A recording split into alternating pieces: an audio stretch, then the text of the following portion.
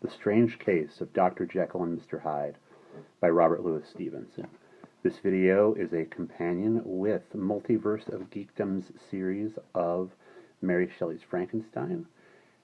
Check out his readings at his YouTube page, Multiverse of Geekdom. Incident of the Letter. It was late in the afternoon when Mr. Utterson found his way to Dr. Jekyll's door, where he was at once admitted by Poole and carried down by the kitchen offices and across the yard, which had once been a garden, to the building which was indifferently known as the laboratory or dissecting rooms. The doctor had bought the house from the heirs of a celebrated surgeon, and his own tastes being rather chemical than anatomical, had changed the destination of the block at the bottom of the garden.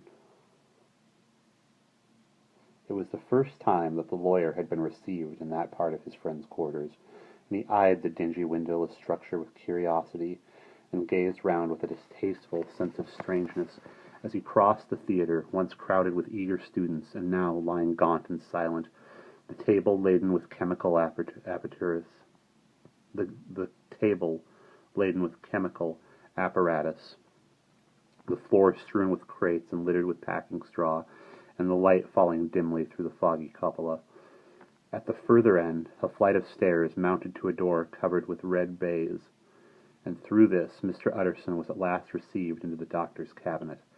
It was a large room, fitted round with glass presses, furnished, among other things, with a cheval glass and a business table, looking out upon the court by 3 dusty windows barred with iron. The fire burned in the grate, a lamp was set lighted on the chimney shelf, and even in the houses, the fog began to lie thickly, and there, close up to the warmth, sat Dr. Jekyll, looking deadly sick. He did not rise to meet his visitor, but held out a cold hand and bade him welcome in a changed voice. "And now," said Mr. Utterson, as soon as Poole had left them, "you have heard the news?" The doctor shuddered.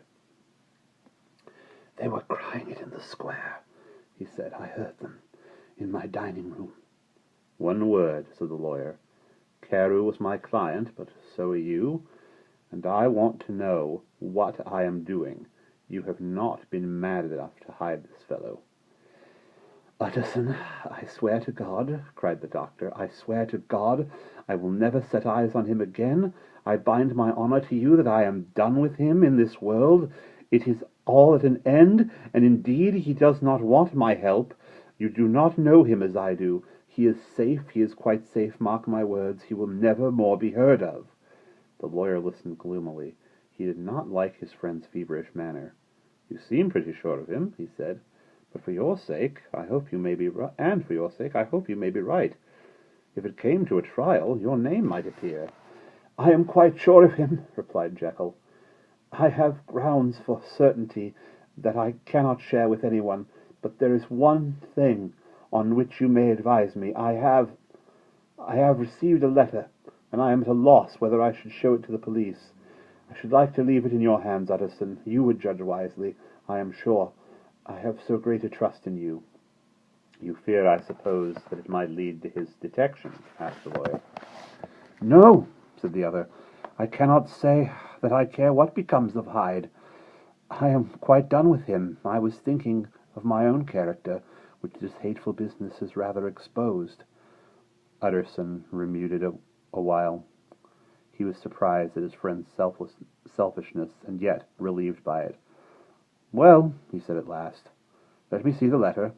The letter was written in an odd upright hand and signed Edward Hyde, and it signified, briefly enough, that the writer's benefactor, Dr. Jekyll, whom he had so unworthily repaid for 1,000 generosities, need labor under no alarm for his safety, that he had means of escape on which he placed a sure dependence. The lawyer liked this letter well enough to put a better color on the intimacy he had looked for, and he blamed himself for some of his past suspicion. "Have you the envelope?" he asked. "I burned it," replied Jekyll, "before I thought what I was about, but it bore no postmark. The note was handed in." "Shall I keep this and sleep upon it?" asked Utterson. "I wish you to judge for me entirely," was the reply. "I have lost confidence in myself." "Well, I shall consider," returned the lawyer. "And now, one word more. It was Hyde who dictated the terms of your will about that disappearance." The doctor seemed seized with a qualm of faintness. He shut his mouth tight and nodded. "I knew it," said Utterson. He meant to murder you. You had a fine escape." "I have had, which is far more to the purpose," returned the doctor solemnly. "I have had a lesson. Oh God, Utterson, what a lesson I have had!" And he covered his face for a moment with his hands. On his way out, the lawyer stopped and had a word or two with Poole. "By the by," he said, "there was a letter handed in today. What was the messenger like?" But Poole was positive nothing had come except by post. "And only circulars, by that," he added. The news sent off the visitor with his fears renewed. Plainly the letter had come to the laboratory door. Possibly, indeed, it had been written in the cabinet, and if that were so, it must be differently judged and handled with more caution. The newsboys, as he went, were crying themselves hoarse along the footways. "Special edition! Shocking murder of an MP!" That was the funeral oration of one friend and client, and he could not help a certain apprehension lest the good nature of another should be sucked down in the eddy of the scandal. It was, at least, a ticklish decision that he had made, and self-reliant as he was by habit, he began to cherish a longing for advice. It was not to be had directly, but perhaps, he thought, it might be fished for.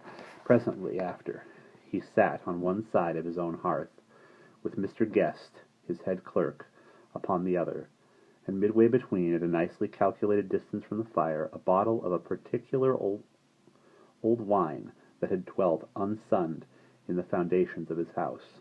The fog still slept on the wing above the drowned city, where the lamps glimmered like carbuncles, and through the muffle and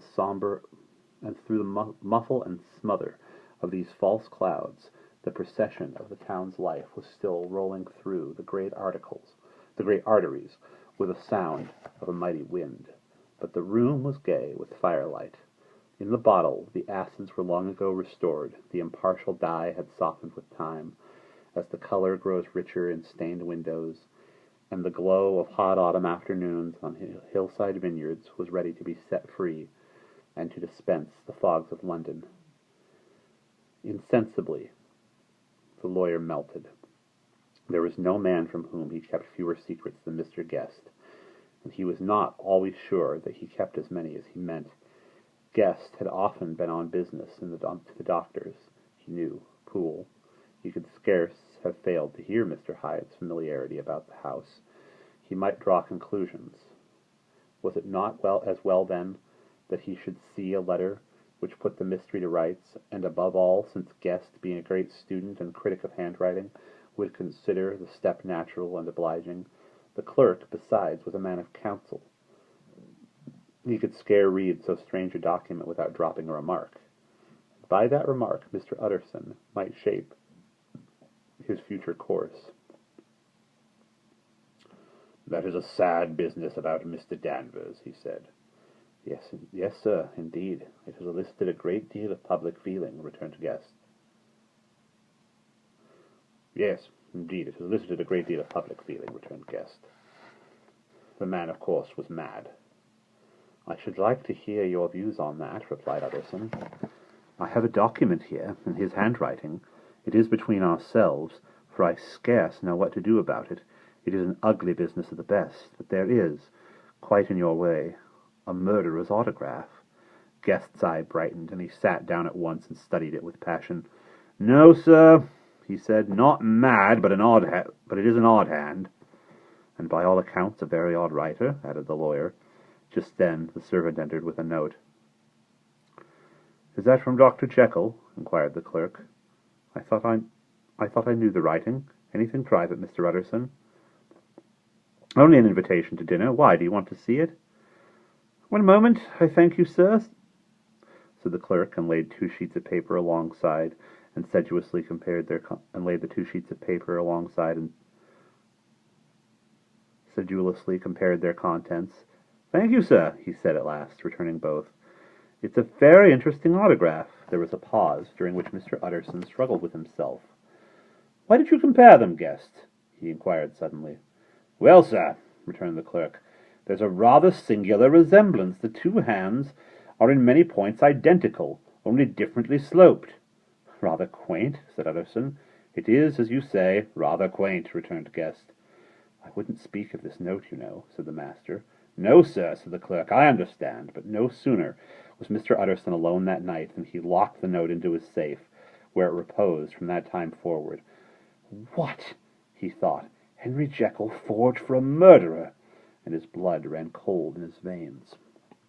If you enjoy this reading of Dr. Jekyll and Mr. Hyde and are a video game fan, you should check out Mary Ellen Katz's walkthrough of the game Franbo. I was just watching some of it this morning. It's really good. She narrates her whole way through the game, reads the text pieces, and describes what she's experiencing as she plays it. And again, that's Mary Ellen Katz's walkthrough of Franbo, which I believe is in 17 parts. I will see you in the next video.